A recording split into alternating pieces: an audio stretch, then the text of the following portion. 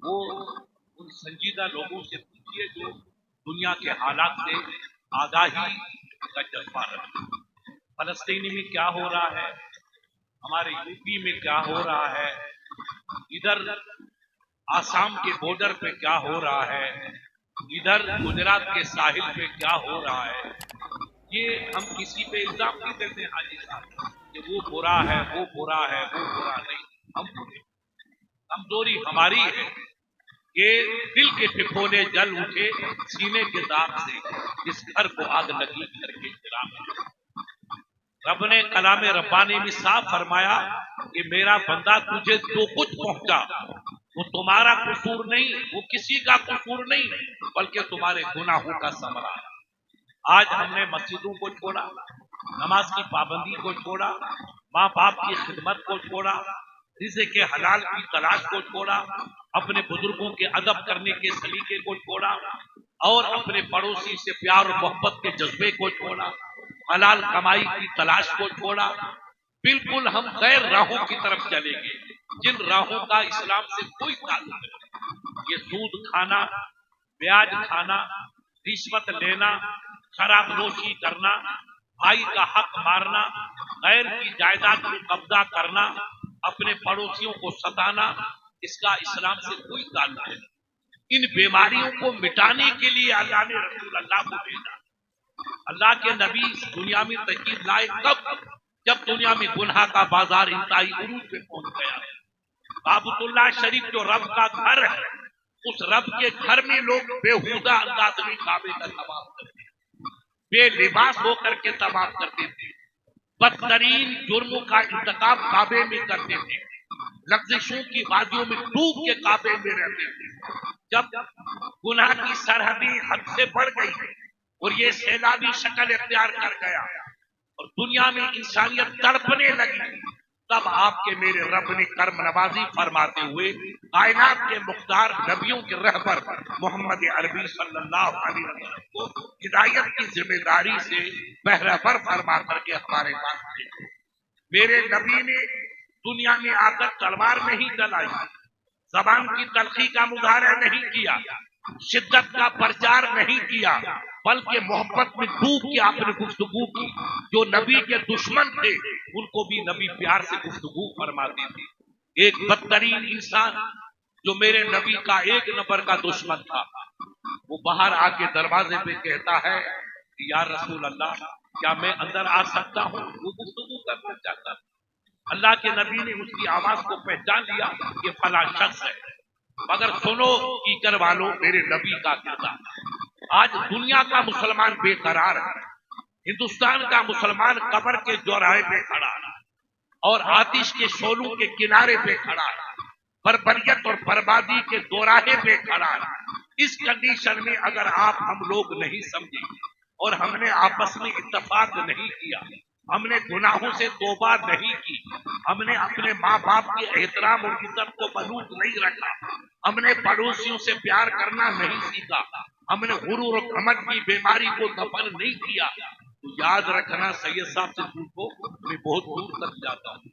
ابھی میں کیرل گیا تھا تو کیرل پہ 17 ملکوں کے وزیر آئے ہوئے تھے، بادشاہوں کے سیکرٹری۔ میں نے دنیا کے حالات دیکھے تو سوائے آنسو کے ہمارے پاس کچھ نہیں، کہیں کا ہو مسلمان، دولت کی کوئی کمی نہیں، مگر عزت کا ایک بھی گوا کے درہم مسلمان کے پاس ہے۔ سب بے عزتی کے شکار، بربریت کے شکار، تباہی کے شکار، رسوائی کے شکار۔ یہ کیوں ہے؟ وما اصابکم من مصیبت فبما کسبت ایدیکم۔ رب کا پاکیزہ پیغام دلوں پہ یہ طوفان مچانے لگا کہ دنیا والوں تمہیں جو تکلیف پہنچ رہی ہے یہ کسی کا قصور نہیں، یہ تمہارے گناہوں کا نتیجہ ہے، تمہاری بے راہ روی کا نتیجہ ہے۔ رحمت والے نبی کا کردار، میرے رسول کی پاکیزہ تعلیم، انسانوں کی فلاح اور بہبود کی جد و جہد، انسانیت پیار کرنے کا پاکیزہ اسلوب ایسا میرے آقا کا تھا کہ وہ ایک نمبر کا دشمن نے آواز دی تو نبی نے کتنا پاکیزہ ان کا کردار مظاہرہ کیا اور کس طریقے سے اس کے دل کو زیر و زبر کیا۔ نبی کی زبان سے نکل گیا بئس اخو العشیر، یعنی یہ اس قبیلے کا سب سے بدتر انسان ہے، سب سے برا انسان ہے۔ یہ بے خودی سے میرے آقا کی زبان سے جملہ نکل گیا، من مشیت اللہ تھا، رب کی مشیت سے جملہ نکلا. تو صحابہ بیٹھے تھے، انہوں نے سنا کہ آقا کی زبان میں ایسا جملہ تو کبھی نہیں نکلا. آج یہ اچانک کیسے نکلا کہ آواز دینے والا دنیا کا سب سے بدتر انسان ہے، سب سے برا انسان ہے. خیر وہ بندہ آیا، نبی پاک نے اس کو اندر آنے کی اجازت دی، رسول کی بارگاہ میں آ کر بیٹھا اور آ کر کے گفتگو کی. نبی نے اس کے تمام سوالوں کا جواب دیا. جب جواب دے کر وہ بندہ مطمئن ہوا تو جیسا اس کو پوچھنے کا مزاج تھا وہ پوچھا. نبی سے چلا، اس نبی سے چلا، گفتگو کرتا رہا، جواب ملتا رہا، مگر میٹھی گفتگو، بے پناہ میٹھی گفتگو ہو کے جب خاموش ہوا تو اٹھا اور اٹھ کے اس نے کہا صحابہ کی جماعت بیٹھی آپ لوگ، میرے آقا کے سامنے کا سرکار، جب میں نے مدینے میں قدم رکھا تھا تو مدینے سے بڑھ کر مجھے کسی نگری سے دشمنی نہیں تھی. جب میں نے یہاں قدم رکھا تو اسلام سے بڑھ کر مجھے کسی سے عداوت نہیں تھی. جب میں نے یہاں قدم رکھا تو آپ کی ذات سے بڑھ کر مجھے دشمنی کسی ذات سے نہیں تھی.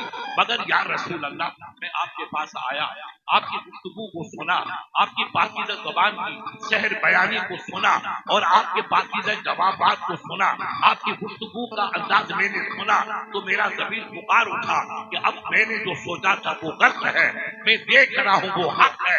اب خدا کی قسم مدینے سے بڑھ کر مجھے کسی نگری سے محبت نہیں ہے، اسلام سے بڑھ کر مجھے کسی دین سے پیار نہیں ہے، اور آپ کی ذات سے بڑھ کر مجھے کسی ذات سے محبت نہیں ہے. آیا تھا گناہوں کا پتلا بن کے، اب جا رہا ہوں آپ کا وفادار بن کے. مجھے اپنا غلام، سنیے جا، مجھے اپنا غلام بنا دیجئے اور مجھے کلمہ پڑھائیے. اور پڑھنے لگا اشہد اللہ الہ الا اللہ و اشہد ان محمدا عبدہ و رسولہ. میں اکیلا ہی چلا تھا جانب منزل، مگر لوگ ساتھ ہوتے رہے، کارواں بنتا چلا گیا. اسلام محمود کی تلوار سے نہیں پھیلا ہے، اسلام صلاح الدین کی شمشیر سے نہیں پھیلا ہے، اسلام پھیلا ہے تو میرے مصطفیٰ کی پاکیزہ زندگی سے پھیلا ہے، نبی کی پاکیزہ گفتگو سے پھیلا ہے، نبی کی پاکیزہ تعلیمات سے پھیلا ہے، نبی کی پاکیزہ گفتگو سے پھیلا ہے.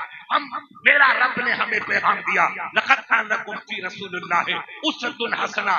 اے دنیا والو، اگر تم اچھی زندگی بسر کرنا چاہو، کامیابی کی راہوں سے گزرنا چاہو، جنت کا ٹکٹ لینا چاہو، خدا کی خوشنودی حاصل کرنا چاہو، رب کی مرضی کے وفادار بننا چاہو تو اے میرے نبی کے غلاموں، اے میرے وفاداروں، تم اس راہ پہ چلو جو راہ میرے مصطفیٰ کی ہے، وہ راہ جو میرے محبوب کی ہے. اس پہ چلو گے تو تمہاری دنیا بھی کامیاب، تمہاری آخرت بھی کامیاب، تمہاری قبر بھی کامیاب، تمہارا حشر بھی کامیاب. اس لیے سید نے تم کو ایک فکری پیغام دیا کہ کی محمد سے وفا تو نے تو ہم کہہ رہے ہیں یہ جہاں چیز کیا ہے لوہو قلم دے رہے. اگر ہم شراب پیتے رہیں گے، ہم بد رفتاریاں کرتے رہیں گے، ہم بے راہ روی کے شکار رہیں گے، ہم اپنے باپ کی توہین کرتے رہیں گے، ہم مال کے نشے میں ڈوبے رہیں گے، تو قسم تمہارے رب کی یاد رکھنا، کفن کی چادر تم کو 4 پیسے کے مالک کو یہ کیا جھوپڑیاں بنا رکھی ہے. آپ چلیے میں احمد آباد میں دکھاؤں، وہ میرا دوست تھا حاجی مستان، جس کو اندھیرے میں سلام کرتا تھا اور جس سے مدد کرتا تھا. اتنا بڑا امیر حاجی خدا بخش صاحب، وہ ایسا مارا گیا کہ کفن کی چادر بھی اس کو نہیں ملی.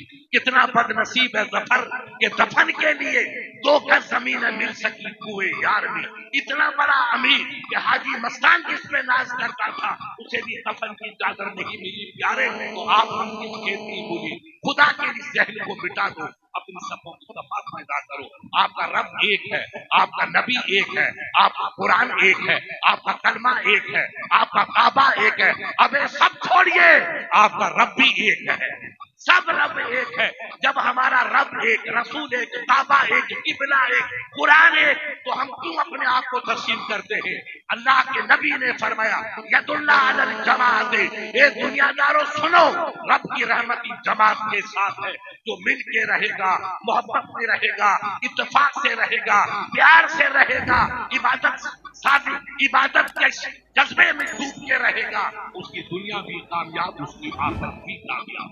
اور جو اسے بچڑ جائے گا، نبی سے دور ہٹ گیا، نہ وہ پھرتا رہا نہ وہ پھاٹتا رہا. وہ زمانے میں موجود سے مسلمان ہو کر وہ زمانے میں موسیٰ سے مسلمان ہو کر ہم خوار ہوئے تارک قرآن ہو کر آج بھی ہو کر ابراہیم سا ایمان پیدا آگ کر سکتی ہے اندازے گل سے پیدا